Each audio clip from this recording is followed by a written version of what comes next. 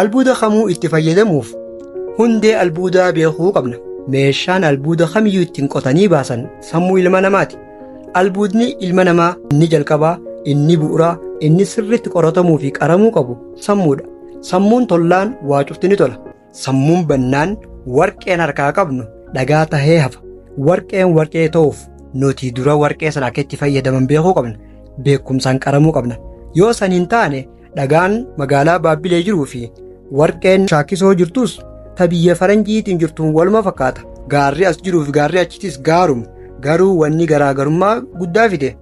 Namni gaara san qabu, namni lafa san qabu beekumsa akkamii qaba? Sammuu isaa bifa akkamiin qaree jira?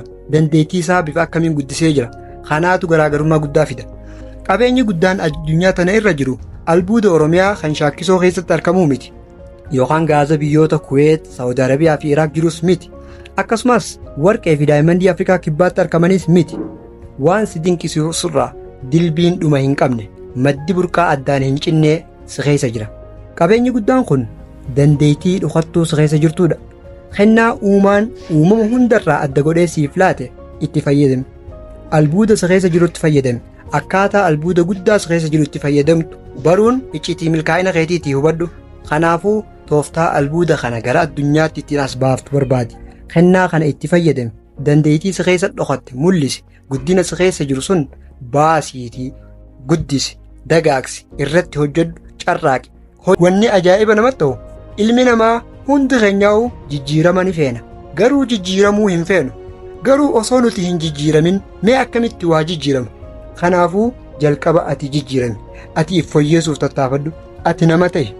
Yoo ati jijjiiramte, yoo ati fooyyoote waa fooyyeessita. Yoo ati guddatte waa guddifte. Biyya jijjiiruuf hin rakkatin, maatii kee jijjiiruuf hin rakkatin, dura ati fi jijjiirami. Yoo ati jijjiiramte waa jijjiirta. Biyyi guddachuun, sabni guddachuun, uummanni tokko guddachuun sirraa jalqabaa beeki. Kanaafuu ati dura nama bu'aa qabu ta'i.